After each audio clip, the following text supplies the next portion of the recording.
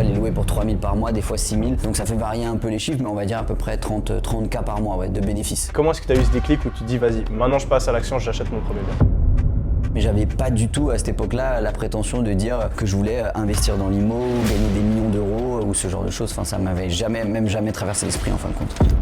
Donc c'est-à-dire que j'ai investi 260 000 bien après où j'ai mis 0 centime de ma poche et j'ai revendu le tout pour 4 fois 145 000 euros. Donc du coup presque 600 000 euros. L'immobilier, c'est le seul investissement qu'on peut faire sans argent. N'importe qui a 1 500 euros par mois, elle peut acheter un premier appartement, un deuxième, revendre le premier, pouvoir en acheter 3 de plus et commencer à jouer au Monopoly dans la vraie vie. Hello tout le monde, c'est Yomi et aujourd'hui on se retrouve pour un interview exceptionnel. On est avec Timothée qui a un parcours de malade dans l'immobilier et une histoire super inspirante. On va décortiquer tout ça ensemble et rester bien jusqu'à la fin de la vidéo parce qu'il va aussi partager avec nous la stratégie qu'il a mis en place et qui l'a permis d'avoir un succès aussi phénoménal dans le monde de l'immobilier. Donc Timothée, je te laisse te présenter rapidement d'où est-ce que tu viens, quel âge tu as et quelques informations par rapport à ton parcours. Alors bonjour à tous, déjà merci Yomi pour l'interview. Alors moi je m'appelle Timothée. J'ai 24 ans, je viens juste d'avoir mes 24 ans et j'ai commencé à investir dans l'immobilier à 6 ans maintenant, entre mes 18 et mes 19 ans. Et puis au début, voilà, un peu comme tout le monde, j'ai commencé par un bien, 2 biens, 3 biens. Puis de fil en aiguille, ce qui est super avec l'immobilier, c'est que plus on en fait et plus on peut en faire en fait, parce qu'on est suivi par les banques, on a plus de revenus, en plus on grandit. Moi je faisais ça en parallèle de mes études, donc je m'approchais de la fin, en même temps je gagnais de plus en plus d'argent et tout ça fait que c'est tous les ingrédients nécessaires pour s'endetter plus, emprunter plus et dans l'immobilier, plus on est endetté, mieux on se porte. On va en parler en détail, juste pour faire un petit résumé. Aujourd'hui, combien est-ce que tu as de biens, combien est-ce que tu as de patrimoine et combien est-ce que ça te génère tous les mois en revenus passifs? Alors aujourd'hui, le groupe donc, qui s'appelle MX Entreprise, qui a plusieurs filiales pour sectoriser les différents biens qu'on va avoir. Il y en a qui font que du logement social, il y en a qui font que du T2, il y en a qui font que du studio, il y en a qui font que de la maison d'habitation. Mais au total, on est sur un portefeuille de 80 biens qui inclut donc du coup des locaux commerciaux, des garages, des appartements en studio, T1, T2, T3, T4, des locaux professionnels, des entrepôts et on va dire qu'en moyenne par mois ça va générer à peu près 30 000 euros de bénéfices. Ce qui va faire varier c'est le Airbnb typiquement ou la location d'une salle de séminaire par exemple, des fois elle est louée pour 3 000 par mois, des fois 6 000, donc ça fait varier un peu les chiffres mais on va dire à peu près 30K par mois de bénéfices. Ok, et aujourd'hui tu as quel âge?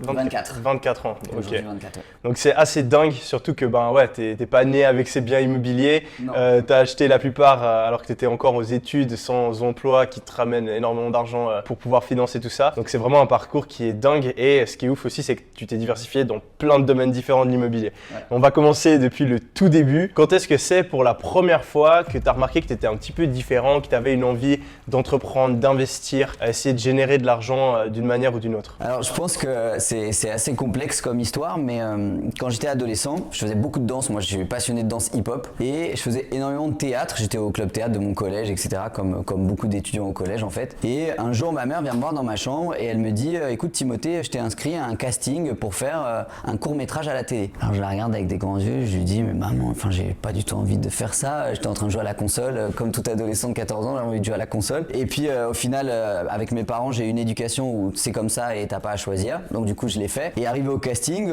il y avait je sais pas 50 personnes et puis moi j'arrive, je prépare le texte que j'avais appris par cœur et tout. Et je me souviens comme si c'était hier, le mec qui faisait le casting il me dit et qu'est-ce que tu fais Timothée dans la vie? Alors moi je lui dis moi je fais du hip-hop monsieur. Je prends un accent d'un mec des quartiers que je suis pas du tout en plus. Il me dit ah bon et tu pourrais nous montrer? Alors je dis ouais pas de problème. Alors je pose mon sac à dos et je fais une coupole. Donc c'est une figure en danse où on tourne sur le dos et tout. Et du coup j'ai été pris et j'ai été payé, je savais pas du tout ce que ça signifiait à l'époque mais j'étais payé à peu près 2 500 euros pour le tournage. Et en fait j'en ai fait ça. Après j'ai fait un peu de mannequinage, j'ai fait d'autres courts-métrages et tout et ça a été un peu une sorte de premier capital que j'ai pu utiliser pour faire mon premier coup. Et donc quand tu fais ça, tu te rends compte qu'il y a un truc qui se déclenche dans ton cerveau ou... C'est ça. Alors au début je me rends pas compte parce qu'en fait quand on est mineur et qu'on fait ce genre de truc, on touche pas l'argent directement, il est versé à nos parents et nous on y a droit à nos 18 ans etc. Mais petit à petit je commence à comprendre qu'en fait plus je suis bon et plus les gens m'appellent pour faire un photoshoot pour j'ai fait Géant Casino, j'ai fait Zara, j'ai fait H&M, enfin j'en ai fait plein. À l'époque j'avais aucune notion de ce que c'était l'envergure de faire des photos pour Zara. Pour moi je faisais des photos, enfin je veux dire je m'habillais à Gémeaux, H&M, Géant Casino un peu comme tout le monde quoi. Et petit à petit en fait tu te rends compte que plus t'es bon dans ce que tu fais et plus tu le fais de manière intense et plus au final ça rapporte même de façon automatique sans le vouloir en fait véritablement. Okay. Et c'est là où vraiment ça a déclenché un truc de me dire ah ok si je suis le numéro 1 dans tout ce que je fais forcément je vais gagner beaucoup d'argent. Ok. Donc ça a été vraiment ça. Et à ce moment-là, tu sais un peu ce que tu envisages pour le futur, c'est quoi ton objectif, tu sais quelle voie un peu tu vas suivre? À ce moment-là, je suis vraiment à fond dans la danse, donc j'envisage pas du tout un futur en tout cas où je suis pas un professionnel de ce secteur-là. Donc on est au collège, fin de collège, début de lycée, et je me tourne plutôt vers un truc genre coach sportif ou quelque chose comme ça. En tout cas, de pouvoir continuer à faire beaucoup de sport et gagner suffisamment d'argent, mais j'avais pas du tout à cette époque-là la prétention de dire que je voulais investir dans l'IMO, gagner des millions d'euros ou ce genre de choses. Enfin, ça m'avait jamais traversé l'esprit en fin de compte. Ok, et du coup, ce déclic, il se fait quand? Quand est-ce que tu te dis ah ouais non en fait j'ai peut-être envie de faire un autre type de métier ou de gagner plus ou tu trouves un peu une voie différente? Eh bien, il se fait avec une rencontre. En fait, à la fin de ma première année de médecine, j'avais ouvert, plutôt que d'aller bosser à Carrefour, j'avais fait une formation pour faire de la thérapie, pour faire de la psycho. J'étais passionné de ça depuis que j'étais ado. Et du coup, je consultais les samedis dans un cabinet, puis le reste du temps, j'étais à la fac. Et un jour, un samedi, je fais ma consultation, je dis au revoir à une dame qui vient pour perdre du poids. Je me souviens de son visage comme si c'était hier. Et au moment où je rentre dans le cabinet, j'entends le bruit d'une voiture, mais genre une vraie voiture de sport. Et même si je connais pas grand chose en voiture, je passe la tête par la fenêtre et je vois une super belle Porsche. Du coup, je me dis putain, ouais, une super belle Porsche et tout. Et à cette époque-là, je me dis mais moi jamais je pourrais un jour m'acheter une voiture comme ça. C'était complètement inaccessible. Et puis je rentre dans le couloir, je vais dans la salle d'attente, je dis monsieur untel, monsieur il se lève, il arrive dans le cabinet, puis je pose toutes mes questions comme on pose à tout le monde en médecine, et notamment la question qu'est-ce que vous faites dans la vie? Et là le monsieur il me répond moi je suis à la retraite. Je dis ok, et je lui dis vous faisiez quoi avant? Il me dit j'étais pompier. Alors je dis ah bon? Puis pour créer du lien avec le patient, je décide de sortir une vanne. Je dis putain, si pompier j'avais su qu'on gagnait autant, j'aurais peut-être pas fait médecine du coup. Et puis j'explose de rire. Et là il me regarde comme ça, puis limite il me coupe la parole. Il me dit ah non mais ça monsieur Moirot, c'est l'immobilier. Je dis l'immobilier. Je lui dis vous êtes agent immobilier? Il me dit non je suis investisseur immobilier. Alors je le regarde comme ça, et puis j'ai vraiment deux fils qui se touchent dans la tête. Je savais pas du tout ce que ça voulait dire. Et je lui dis comment ça investisseur immobilier? Expliquez-moi quoi. Il me dit c'est très simple. Moi j'ai commencé à travailler à mes 18 ans. J'étais manœuvre sur des chantiers de maçonnerie, et à l'âge de mes 20 ans je suis devenu pompier de profession. Donc j'ai acheté un premier bien, je l'ai rénové moi-même, c'est moi qui ai fait la peinture, le carrelage, des trucs comme ça. Je l'ai mis en location, et ça à mes 21 ans. Et puis l'année d'après j'en ai fait un autre, puis l'année d'après encore un autre, puis l'année d'après j'en ai fait deux, puis l'année d'après j'en ai fait trois, ainsi de suite. Et aujourd'hui vous voyez j'ai 50 ans, j'ai pris ma retraite de pompier, et chaque année je vends entre 2 et 3 appartements. Donc je me fais un chèque cadeau de 150 000, 200 000 euros à peu près chaque année. Et cette année je suis allé chez Porsche et je leur ai dit que je voulais la dernière Panamera, et je suis venu avec cette voiture. Et là je me dis putain, il existe un moyen de gagner de l'argent sans travailler comme un malade. Et moi le modèle que j'avais eu depuis tout petit, j'ai deux parents qui sont profession libérale, qui partent à 7h le matin, qui rentrent à 20h le soir, qui ont une vie de famille où on se voit pas beaucoup, on fait pas beaucoup de choses les week-ends, il y a que à la limite pendant les vacances qu'on se voit beaucoup. Et je me disais en fait c'est la seule solution, c'est faut que je fasse des études,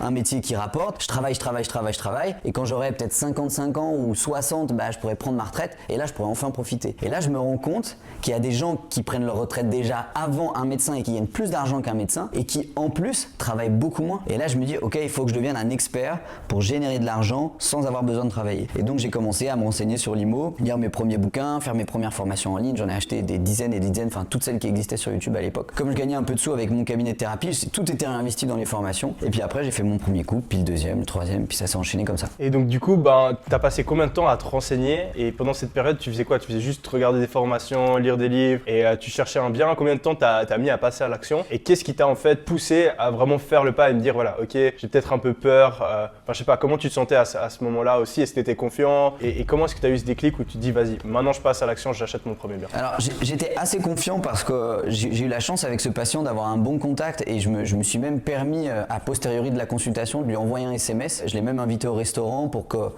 lui poser des questions basiques, comment tu fais, comment ça marche, en savoir un petit peu plus sur le business en lui-même. Et après j'ai pris à peu près 6 mois pour faire toutes les formations que j'avais prises sur internet. Je les prenais petit à petit. Alors en plus moi j'avais pas énormément de temps, parce que comme j'étais à la fac la journée, j'étais obligé de les faire les soirs. Donc je les faisais les soirs jusqu'à minuit, dimanche après-midi et tout. C'était assez sport. J'ai lu beaucoup de bouquins, parce que j'apprends mieux en lisant des livres qu'en regardant des formations. Enfin ça dépend du type de formation, mais souvent j'aime bien lire des livres. Donc j'ai tapé sur Amazon investissement immobilier, il y a 50 bouquins qui sont sortis, j'ai les 50 dans ma bibliothèque. Il y en a où c'est 2 fois la même chose, mais t'apprends toujours quand même un truc, en tout cas la vision de l'écrivain qui a écrit le livre. Et après je pense en 6 mois, j'ai fait mon premier coup au bout de 6 mois, et à partir du moment où j'ai encaissé mon premier loyer de mon premier bien, c'est à partir de ce moment-là où toutes les peurs elles sont parties. Parce que c'est à partir de ce moment-là où j'ai vu que je remboursais, je sais plus combien c'était à l'époque, 600 ou 700 euros de crédit, et que j'avais 1200 euros de loyer, où je vois que je fais 500 de bénéf, alors que ça m'a pris 30 minutes dans le mois, juste de vérifier sur le compte si les loyers sont entrés. Et là, vraiment, il faut le vivre pour y croire. Et c'est là où il y a un déclic qui se passe, où tu te dis, ah ouais, ok, tout ce qu'on m'a dit, dont j'ai rêvé toutes les nuits depuis ces 6 derniers mois, en fait, c'est pas un rêve, ça existe vraiment et ça marche vraiment. Et une fois que tu as compris ça, après, la seule chose dont tu as envie de faire, c'est de passer au coup d'après. Le coup d'après, plus gros, qui rapporte plus, etc., etc.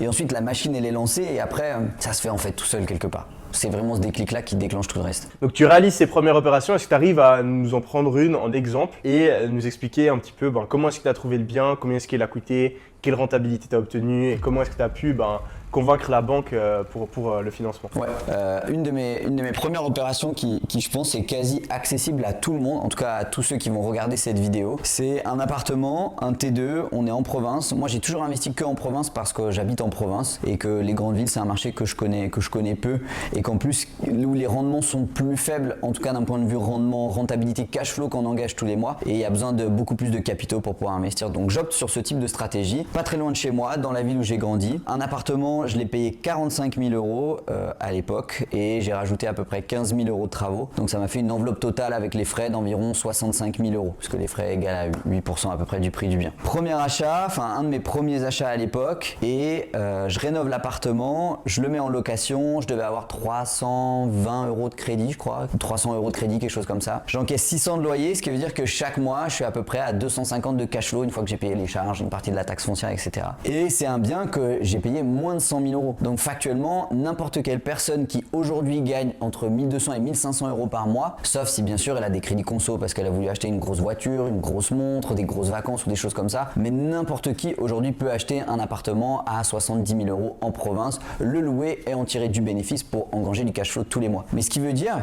aux yeux du banquier, que si, admettons à l'époque je gagnais, je dis n'importe quoi, 2000 € par mois, avec cet appartement-là, je gagne plus 2000 € par mois, je gagne 2250 € par mois. Donc ce qui fait que beaucoup de gens croient qu'on emprunte, puis au bout d'un moment on est bloqué parce qu'on est à nos fameux 33%, alors qu'en fait pas du tout. Puisque si on emprunte pour des biens qui nous rapportent de l'argent, ça fait monter notre capacité d'endettement au fur et à mesure qu'on monte dans les échelles de l'immobilier en fin de compte, tout simplement.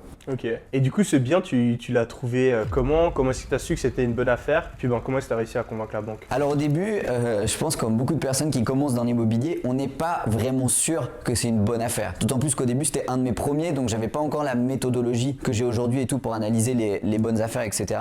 J'étais tout simplement parti du fait de combien il me coûte, combien ça va me coûter comme mensualité, combien je peux le louer. Comme j'avais grandi dans cette ville, que tous mes copains habitaient dans cette ville, je savais exactement le prix du marché. Et c'est pour ça que je pense que, en tout cas pour les premiers biens, c'est super important de commencer dans un périmètre pas très loin de là où vous vivez, parce que vous savez factuellement, voilà, un T2 de 40 mètres carrés, on a un copain ou une copine dans notre cercle de connaissances qui habite dans ce type d'appartement et on peut en estimer à peu près le loyer. Donc moi je savais combien j'allais le louer, j'avais fait mon calcul de combien ça allait me coûter par mois la mensualité de crédit. Je me dis c'est bon, je suis en positif, c'est pas juste je rembourse mon crédit, c'est en plus je gagne de la marge dessus, donc c'est bon, vas-y j'y vais. Mais j'étais loin de penser que par exemple cet appartement aujourd'hui il vaut à peu près 100 000 €, donc j'ai 30 000 € de plus-value latente à l'intérieur qui, quand je le revendrai peut-être l'année prochaine, dans un an, dans 2 ans, vont aussi rentrer, et ça aussi ça rentre dans la rentabilité du coup.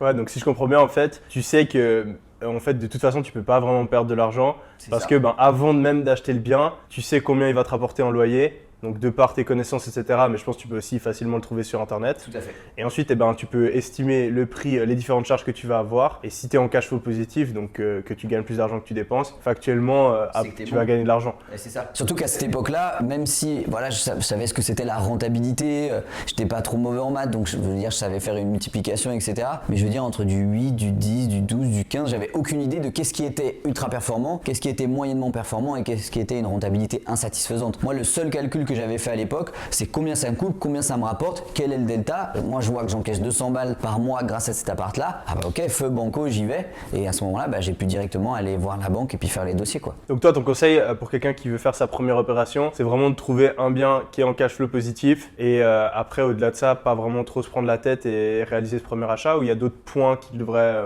vraiment prendre en compte? Avec le recul maintenant, je pense que ce qui est important de regarder, et c'est une vraie démarche, un protocole en fait qui va venir naturellement au fur et à mesure que la personne va investir dans l'immobilier, c'est de regarder combien est-ce que je l'achète par rapport à combien il vaut. C'est le premier truc. Et pour savoir combien il vaut, je vais sur des sites internet comme meilleuragent.com par exemple, qui est le plus connu. Je regarde quel est le prix au mètre carré du secteur, je compare avec le prix au mètre carré du truc que je suis en train d'acheter. Si j'achète un truc plus cher que le prix de sa valeur, bah du coup je me fais avoir. À l'inverse, si je l'achète moins cher que le prix de sa valeur, ça veut dire que je suis un peu en train de faire les soldes. Et sans parler de la négociation, etc. Donc ça, c'est le premier point. Le deuxième point, c'est combien est-ce qu'il va me coûter par mois avec le crédit que je vais pouvoir obtenir sur 20 ans, 25 ans en fonction de son objectif, et combien est-ce que je vais pouvoir le louer derrière. Ça, encore une fois, pareil, vous allez sur seloger.com, vous tapez loyer moyen, la ville dans laquelle vous souhaitez investir, vous allez trouver 7, 8, 9, 10, 11, 12 euros du mètre carré. Faites la multiplication, vous comparez avec des annonces sur le Bon Coin, c'est-à-dire sur le Bon Coin, je tape location dans telle ville, je vois combien il y a d'appartements, est-ce qu'il y en a beaucoup, est-ce qu'ils sont pourris, pas pourris,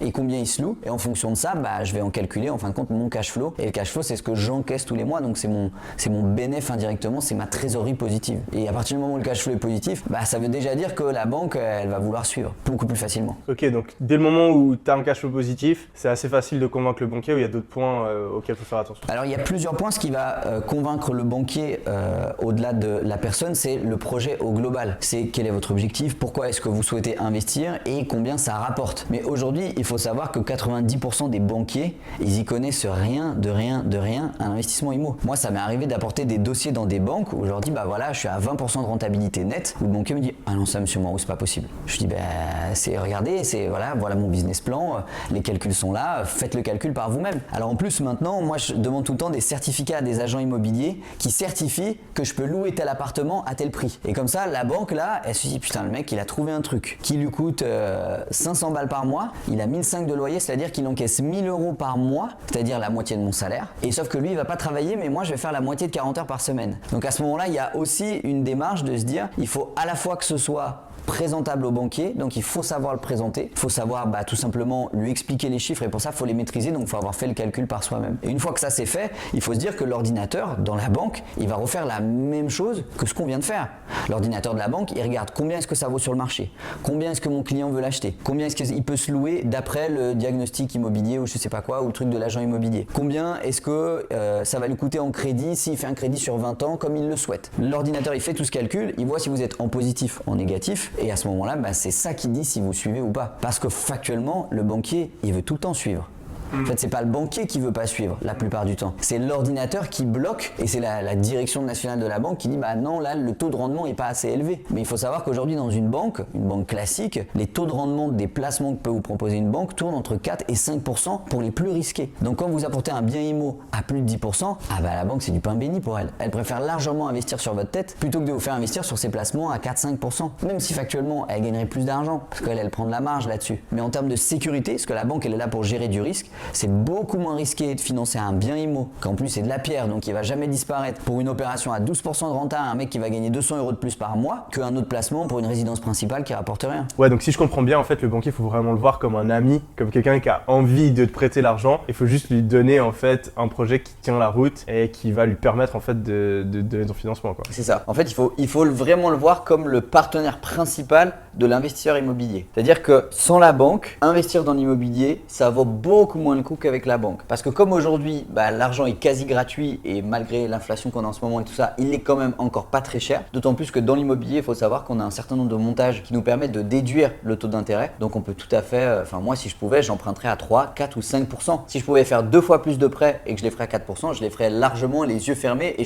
j'aurais encore plus de bénéfices. Mais ce qu'il faut se dire, c'est que le banquier, déjà premièrement, il n'est pas libre. Le banquier, il doit suivre des règles qui sont établies au niveau de l'État et c'est ces fameuses règles, les 33% d'endettement, les 10% d'apport et tout ça. Mais il faut savoir que ces règles-là, notamment de l'apport et des 33%, le banquier a le droit pour 20% de tous les dossiers de prêt qu'il va accorder de déroger à ces deux règles. Et évidemment, le banquier, il ne va pas le faire à n'importe qui. Il va le faire uniquement pour les projets où la prise de risque est encore moindre. Donc pour le Pierre-Paul Jacques, on va dire, qui veut acheter sa résidence principale, qui est quasi au-dessus de ses moyens et qui va s'endetter énormément alors qu'il a déjà un crédit voiture et qu'il a découvert tous les mois et tout, il le fera pas. Il va pas utiliser ses 20% de crédit où il peut dire ok on met 0 d'apport et ok on vous montez à 45% d'endettement. Par contre il va le faire pour un investisseur qui va pourquoi pas lui apporter de l'épargne ou qui va tout simplement lui apporter un projet rentable. Et dans ce cas-là, le banquier il a super envie de le faire et même lui il voit pas pourquoi il ne le ferait pas. Donc si on a un projet qui tient la route et qu'on respecte les règles de 33% d'endettement, l'apport, etc., on est presque obligé d'obtenir un prêt.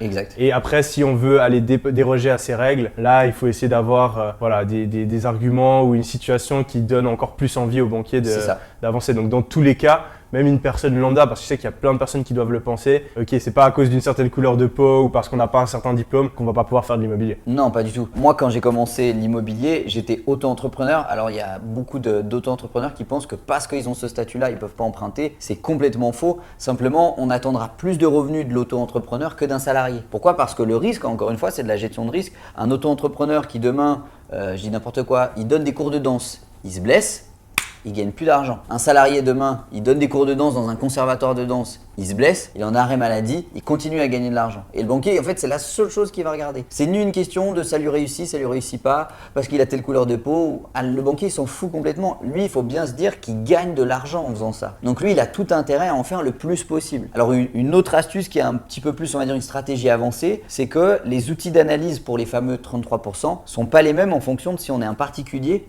ou un professionnel. Pour être un professionnel, par exemple, on peut créer une société commerciale ou une SCI qui va être à l'impôt sur les sociétés. Et donc, à ce moment-là, on n'est plus du tout concerné par les 33%. Moi, pour ma part, la quasi-totalité de mes investissements sont sous forme de société à l'impôt sur les sociétés. Alors, l'avantage de ça, c'est que j'ai une double imposition si je veux me les verser pour vivre, si je veux être rentier, ce qui n'est pas du tout ma volonté. Par contre, l'inverse, c'est que quand je vais dans une banque, ils ne me voient pas comme un particulier qui fait de l'IMO, ils me voient comme un professionnel de l'immobilier. Et donc, je peux m'endetter à hauteur de 80% de mes revenus sans aucun problème. Évidemment, des fois, il faut faire plusieurs banques, il faut faire plusieurs dossiers, il faut améliorer les trucs qui vont pas, mais factuellement, c'est tout à fait possible et tout le monde peut le faire. Du coup, parle-nous de comment est-ce que tu es passé de un seul bien, tes premières acquisitions, à aujourd'hui plus de 80 biens et un patrimoine immobilier de plusieurs millions. Alors, je pense que le premier truc qui est essentiel, c'est de passer à l'action et de réussir son premier bien. Parce qu'à partir du moment où sur ton premier bien, tu as gagné 200 € de plus par mois, par exemple, en fait, ta capacité d'emprunt, elle va suivre de manière quasi synchrone en fin de compte avec l'augmentation des projets, un deuxième appart, un troisième, un quatrième, etc., etc. Et ça, petit à petit, mis tout à bout, ça augmente tes revenus d'une part et ça augmente ton patrimoine d'autre part. Et en fait, il faut arriver à un certain step où tu peux plus. Et moi, ça m'est arrivé dans ma, on va dire, ma carrière d'investisseur où j'allais dans une banque et me disait non, monsieur Moirou, ça fait trop pour nous sur votre tête, là ça fait trop, là ça fait trop, là ça fait trop. Dans ce cas-là, arbitrage. J'ai 5, 10, 15 apparts. J'en vends 2, les 2 où j'ai la plus-value sous-jacente qui est la plus importante, là où j'engrange le plus de cash, du coup je diminue mon endettement et j'ai de l'apport pour les dossiers d'après. Parce qu'au début, et c'est ce que beaucoup de gens font l'erreur de penser, on pense que plus on est riche, moins la banque va nous demander d'apport. Mais c'est complètement l'inverse. Moins on est riche, moins elle va nous demander d'apport vu qu'elle sait qu'on l'a pas. Par contre, moi aujourd'hui, je peux pas aller dans une banque et dire voilà, je veux faire du sans apport parce que j'ai pas l'argent. Sinon, je suis pas crédible en fin de compte. Mais du coup, je pense que la vraie recette, c'est d'avancer au maximum du maximum qu'on peut faire, arbitrer, ok, je vends ça, je reprends du cash, je diminue mon endettement et je repars sur un truc plus gros. Et je revends et je repars sur un truc plus gros et je revends et je repars sur un truc plus gros. Et ça, petit à petit, mis bout à bout, ça permet de passer de 10 à 20, de 20 à 30, de 30 à 40, etc. etc. Ok, donc ça c'est la stratégie au niveau du financement. Ouais. Mais sinon, au niveau de la recherche de biens, de comment est-ce que tu gères la location, etc., est-ce qu'il y a des trucs que tu as mis en place qui t'ont permis justement d'acheter autant de biens aussi rapidement et surtout de continuer à trouver des bonnes affaires et de faire en sorte qu'ils soient rentables, etc. Déjà, un des trucs super importants, c'est d'arriver à casser cette croyance qu'ont la plupart des gens que d'acheter un immeuble de 3 appartements, c'est plus dur que d'acheter un appartement tout seul. En fait, factuellement, c'est pas vrai du tout. Encore une fois, comme dans tous les investissements qu'on peut faire dans notre vie,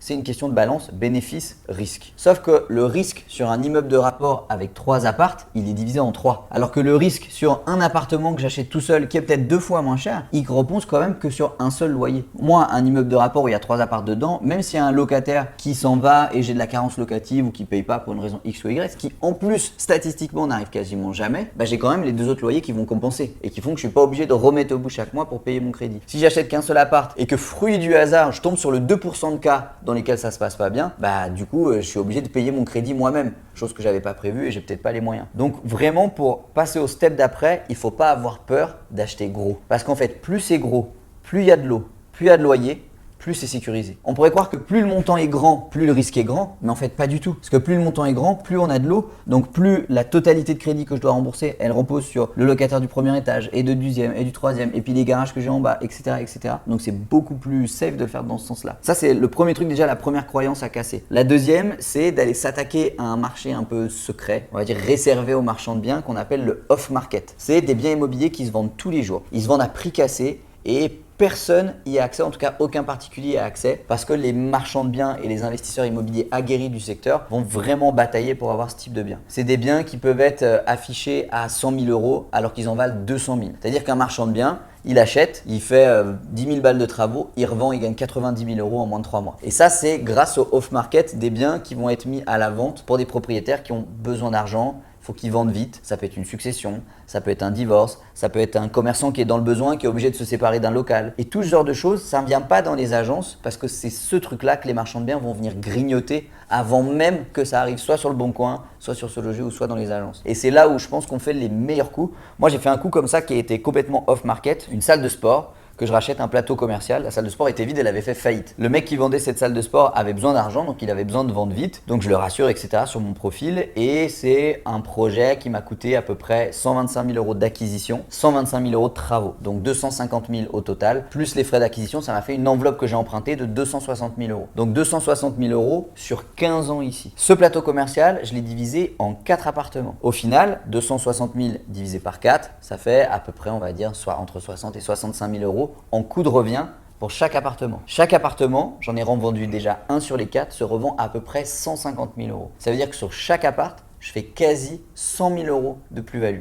Donc x4. Donc c'est-à-dire que j'ai investi 260 000 via un prêt où j'ai mis 0 centime de ma poche et j'ai revendu le tout pour 4 fois 145 000 euros. Donc du coup, presque 600 000 euros. Et ça, c'est vraiment parce que je suis allé sur ce market en 6 mois. Ouais. Donc je veux dire, 600 000 euros au final de bénéf. Alors si on enlève les intérêts, c'est un petit peu moins. Mais factuellement, en plus, j'avais négocié pour pas payer de pénalité de remboursement anticipé parce que je savais un petit peu que j'allais pouvoir les revendre derrière. J'avais encore une fois planifié mon projet et j'ai pas improvisé. Et ça m'a permis de gagner plusieurs centaines de milliers d'euros en quelques mois. Et c'est 250 000 euros. Et aujourd'hui, il y a plein de gens qui achètent une maison pour vivre aux alentours de 200 000 euros. Ouais. Donc ils auraient aussi pu acheter ce plateau. Ouais. Tu vois ce que je veux dire? D'autant plus que la banque aurait bien plus accepté de les financer pour ce projet-là que pour une maison à 200 000 euros qui rapporte peanut tous les mois, qui coûte une taxe foncière, en plus qui est mal isolée, je sais pas quoi. Ouais. Mais toujours dit que c'est plus facile en fait, factuellement. Donc, en gros, tu as utilisé 2 stratégies. Donc tu as fait de l'investissement locatif à long terme. Ouais. Ça te permet de faire des cash flows où genre tu achètes un bien et boum, quoi, tu fais 200 euros, 500 euros, 1000 euros de plus tous les mois sans rien faire. Exact. Et après, tu as d'autres opérations où juste grâce à tes connexions, à ta connaissance du marché que tu as eu au fur et à mesure que tu as pris de l'expérience, tu peux gagner des 50 000, 100 000, 200 000 euros en quelques mois. Quoi. Et du coup, aujourd'hui, il faut savoir que comme une banque va demander à peu près 10% d'apport pour un dossier, un peu plus si jamais c'est un dossier de marchand de biens, mais ça veut dire que là, par exemple, sur cette opération, je vais gagner, on va dire, 400 000 euros avec les impôts que j'ai payés, un peu moins que ça, 350 000 euros sur l'achat de ce plateau. Ça veut dire que je peux emprunter 3,5 millions avec ça. Ouais. Et mais ces 3,5 millions, placé à 13% de rentabilité nette comme je sais le faire, il me rapporte beaucoup de cash tous les mois. Ouais. Et ce qui fait qu'à la fin de l'année, j'ai 150 000 ou 200 000 de plus de cash. Et ces 200 000, je peux réemprunter 2 millions et réemprunter et réemprunter. Et c'est comme ça que tu fais croître ton patrimoine de plus. Alors la chose qui a énormément joué aussi dans mon parcours d'investisseur immobilier, c'est que depuis que j'ai commencé, donc depuis 6 ans, je me suis jamais versé le moindre centime. C'est-à-dire que moi, mon objectif quand je me suis lancé dans l'immobilier, c'était de me dire, ok, moi j'ai plein de projets, j'ai énormément de projets sociaux, j'ai énormément envie d'aider les autres. Mais pour arriver à faire tout ça, il me faut de l'argent. Parce que je pense qu'un mec comme Jeff Bezos, s'il voulait vraiment, il pourrait aider beaucoup plus de gens que Timothée Moirou avec ses 5 millions de patrimoine. Parce que nécessairement, la nourriture, ça coûte de l'argent, les médicaments, ça coûte de l'argent, l'éducation, ça coûte de l'argent. Donc factuellement, si tu n'as pas d'argent, tu peux donner que tes mains et c'est déjà très bien, mais c'est pas suffisant par rapport au niveau où moi, en tout cas, je veux aider les gens. T'as pas le même impact, quoi. T'as pas le même impact, c'est complètement différent. Et ce qui fait que quand je vais voir une banque qui voit combien je gagne et qui me disent, et vous voulez ça combien? Je dis, 0. Ils disent, comment vous vivez? Je lui dis, je vis avec ces 2 000 euros par mois que je gagne avec mon auto-entreprise de thérapie, par exemple. Du coup, la banque, elle se dit, ah ouais, le mec, c'est un investisseur qui est prêt à sacrifier une partie de sa vie pour ce projet-là. Donc, vu que lui, il sacrifie, ok, nous aussi, on va faire l'effort de l'endetter, de le faire passer à 60 à peut-être 65% d'endettement. Ok, on va lui dire qu'il n'y a pas d'apport pour nous. Ok, on va mieux négocier le taux. Parce qu'en fait, c'est du donnant-donnant quelque part. Du coup, je te pose une question débile. Quand est-ce que tu vas gagner de l'argent? Parce que du coup, là, tu gagnes pas, tu te dis, tu te payes pas. Exact. En fait, ça sert à quoi de faire tout ça si tu gagnes pas d'argent? En fait, moi, l'objectif que j'ai, c'est de faire grossir mon assiette patrimoniale au moment où j'aurai même plus besoin de la faire grossir, où elle grossira toute seule. Tu vois ce que je veux dire? Puisque comme comme on est sur de l'investissement, on est sur quelque chose qui rapporte de l'argent automatiquement. Sauf qu'aujourd'hui, 5 millions d'euros de patrimoine, ça rapporte pas assez d'argent tous les mois pour que je puisse faire autant de projets que ce que je veux faire. Par exemple, actuellement, je viens d'acheter un bâtiment pour faire à l'intérieur une maison de santé. On peut pas vraiment dire maison médicale parce que maison médicale, c'est un agrément. Donc on appelle ça un espace santé. C'est un immeuble dans lequel j'ai fait 22 cabinets et dans ces 22 cabinets, c'est 22 copains. Et ce qui fait qu'aujourd'hui, je vais tous les jours au travail et je croise mes 22 copains qui en plus font comme moi, soignent des gens et qui sont dans la même énergie que moi. Et ça représente une valeur en termes d'argent qui est bien plus grande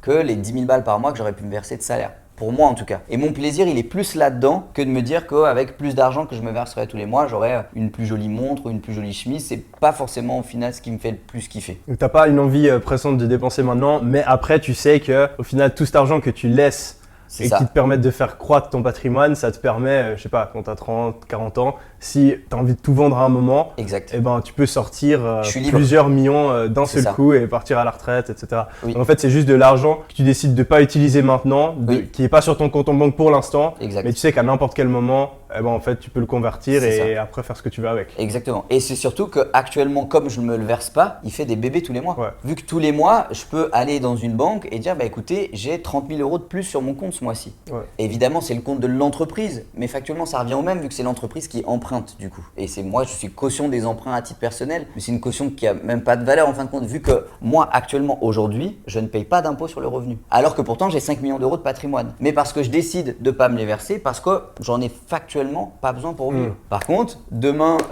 je suis président d'une association de danse hip-hop, l'association qui me donnait des cours quand j'étais petit. Là, cette année, on vient de lancer un projet d'un groupe compétition où en fait, on veut faire une sorte de pôle espoir pour les danseurs de break parce que le breakdance va être aux Jeux Olympiques de Paris 2024. Et bah là, par exemple, il faut payer des tenues, il faut payer des baskets, il faut payer une salle. Bah là, il n'y a aucun problème. Et ça, vraiment, ça me rend heureux. C'est vraiment ça qui me rend heureux en fait. Okay. Et au final, alors c'est peut-être aussi parce que j'ai eu une période au début où j'ai commencé à gagner un peu d'argent, où je dépensais beaucoup de sous dans les vêtements, dans les restaurants. C'est une question que j'allais te demander. Qu'est-ce qui a changé un peu dans ta vie quand tu es passé de Timothée étudiant qui n'a pas de revenus conséquents à aujourd'hui où tu as 30 000 en plus tous les mois sur ton compte et que tu as plusieurs millions de patrimoine? En fait, c'est pas forcément la quantité d'argent qui a changé, mais il y a eu on va dire une rupture où au début, je voulais en gagner pour le dépenser et il m'est arrivé quelque chose et ensuite j'ai décidé que j'allais en gagner pour quelque chose de beaucoup plus grand que juste pour le dépenser pour moi-même. Une histoire toute bête, je suis en consultation, une dame qui vient me voir, femme battue par son mari. Et je fais la consultation, tout ça, consultation très très dure, une nana vraiment malheureuse et tout. Je fais tout mon possible, je la vois une fois en consultation et puis j'ai plus de nouvelles pendant 3 semaines et 3 semaines plus tard, elle débarque au cabinet avec un bouquet de fleurs et elle m'attrape le bras dans le couloir et elle me dit bah tenez, c'est pour vous. Et sur le coup,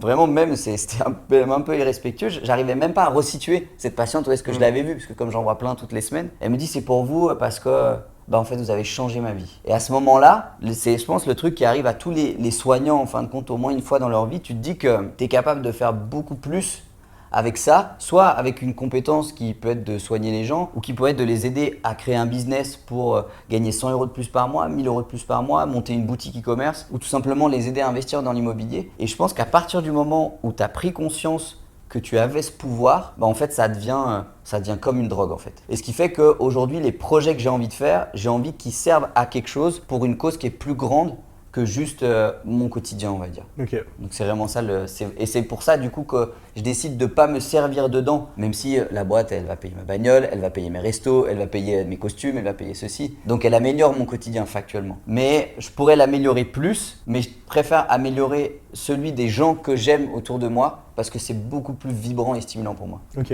Et du coup, c'est quoi un peu tes projets pour la suite? Alors là, du coup, moi, l'objectif maintenant, c'est de développer l'assiette patrimoniale encore plus qu'elle ne l'est maintenant. Et j'ai plusieurs pistes pour faire ce qu'on appelle de la croissance externe. Premièrement, je me rapproche depuis quelques temps des liquidateurs judiciaires qui vont par exemple avoir des dossiers de gens qui ont créé une SCI et ça s'est pas bien passé parce que c'est des gens qui sont pas formés, des gens qui n'ont pas lu de bouquin, qui ont fait un peu tout n'importe quoi. Et entre guillemets, c'est à la fois pas de leur faute et de leur faute. Disons qu'ils savaient pas faire, ils ont fait et ça fonctionne pas. Ces personnes-là, elles vont vendre des SCI qui ont des fois 500 000, 700 000, 1 million. Donc une SCI, pour les gens qui comprennent pas, c'est une entreprise, c'est l'entreprise classique qu'on utilise pour faire investir de dans l'immobilier. Donc en gros, c'est des gens qui ont tenté de faire de l'immobilier et qui ont foiré. Et qui ont foiré. Okay. Factuellement, c'est ça. Ouais. Quand ils ont foiré et qu'ils ont créé une société, la société. Parce qu'ils n'ont pas les stratégies Parce qu'ils n'ont pas les bonnes stratégies. de Timothée Moreau.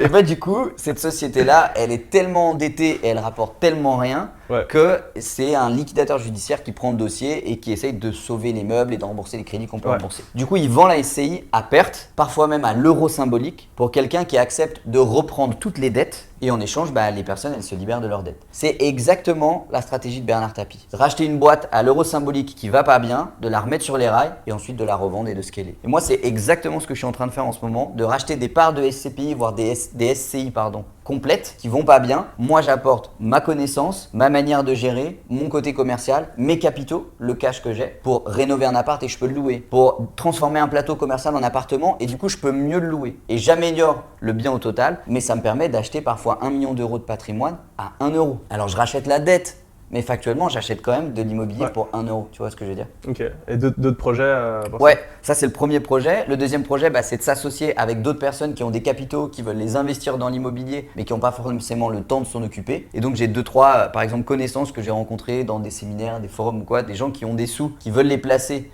mais qui connaissent pas en fin de compte comment faire. Donc moi, c'est de le faire pour eux. Et enfin, troisième projet que je suis en train de développer actuellement, c'est une résidence qui va accueillir, en réponse à l'histoire que je racontais tout à l'heure, les femmes victimes de harcèlement par leur mari. Et ça, c'est vraiment pourquoi je me suis lancé dans l'immobilier et là, on va dire la deuxième partie de l'histoire, c'est que ça serve vraiment à quelque chose. Et contrairement à ce qu'on pourrait croire, parfois on se dit que l'investissement, c'est pas comme un business parce qu'on va pas créer d'emplois, on va pas vraiment participer à l'économie globale, alors qu'en fait pas du tout parce qu'on paye des taxes foncières, on paye des artisans, on paye des gestionnaires de biens, etc. Et l'immobilier, oui, c'est vrai qu'il peut permettre de s'enrichir et de tout dépenser pour acheter une Lamborghini. C'est vrai, ça peut servir à ça l'immobilier, mais ça peut aussi servir, comme je suis en train de le faire, à pouvoir offrir des logements à des femmes battues par leur mari qui ne savent pas où aller. Et ça change vraiment des vies aussi. Donc, au final, ce n'est pas vraiment l'outil qui est ni bien, ni bon, ni mal, ni efficace, ni pas efficace, mais c'est de la manière dont on sert qui compte, je pense, le plus que tout. Ouais, non, c'est ce que je dis toujours, c'est que l'argent, c'est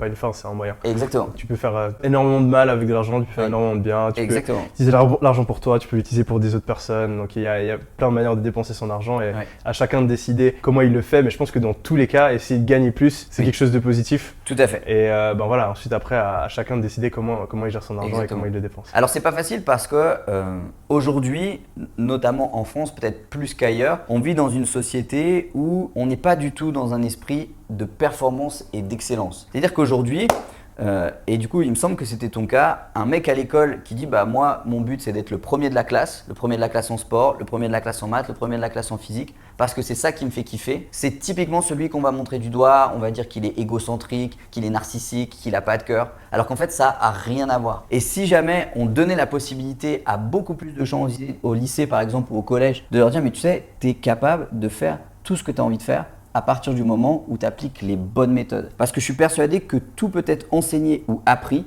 à condition qu'on le divise en parties suffisamment petites. Et au début, il faut commencer quelque part, peu importe, engager une action et le cercle vertueux de la vie va se mettre en place. Mais pour ça, cette étincelle-là, c'est vraiment, je pense, qui est extraordinaire avec le genre de vidéo que tu peux faire, par exemple. Parce que c'est le truc où certaines personnes ne vont jamais l'avoir dans leur vie et arriver à 50, à 60 ans, à 70 ans, ils ont dit « Putain, si j'avais su ».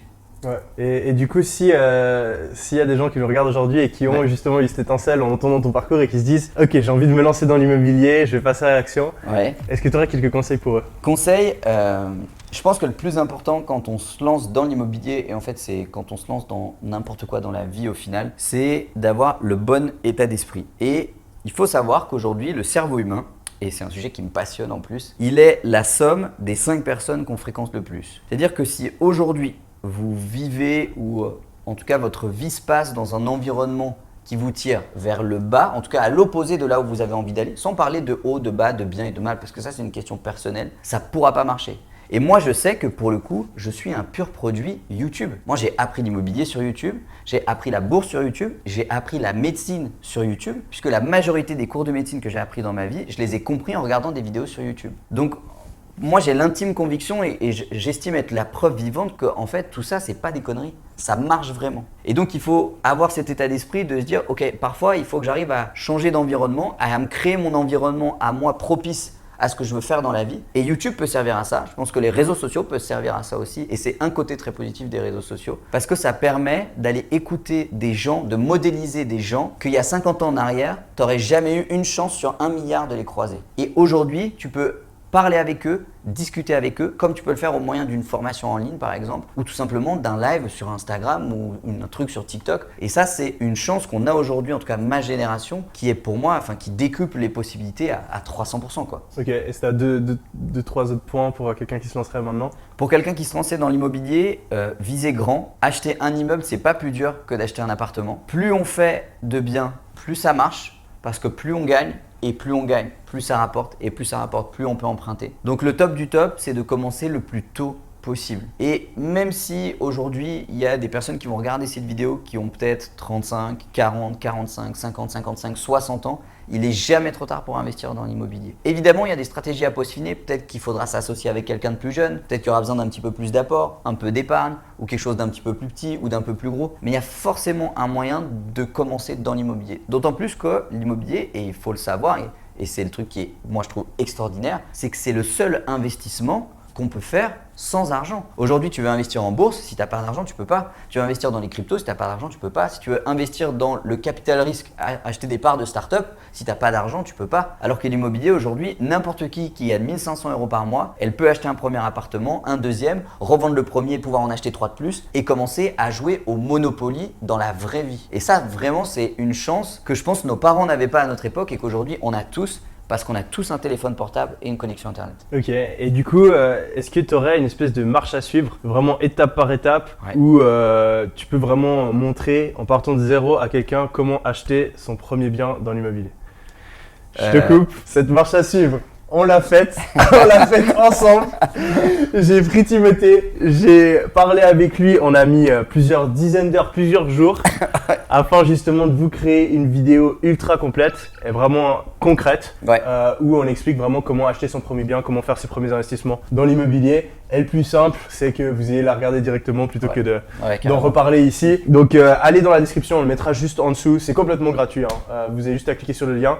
Et puis vous pourrez suivre cette vidéo qu'on a fait avec Timothée. J'espère qu'elle vous plaira et on espère surtout qu'elle vous motivera à passer à l'action et à acheter votre premier bien immobilier. J'ai vraiment envie de te remercier Timothée pour cette interview. Tu es venu jusqu'à Londres pour le faire et tu as partagé beaucoup d'inspiration, beaucoup d'histoires inspirantes, ton parcours, mais aussi beaucoup de conseils qui je pense vont bien aider les personnes qui suivent la chaîne. Et j'espère potentiellement te revoir sur la chaîne YouTube et continuer à collaborer avec toi.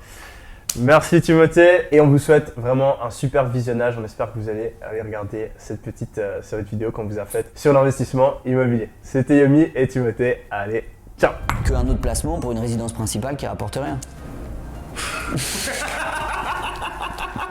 On prendra la fin sur cette caméra.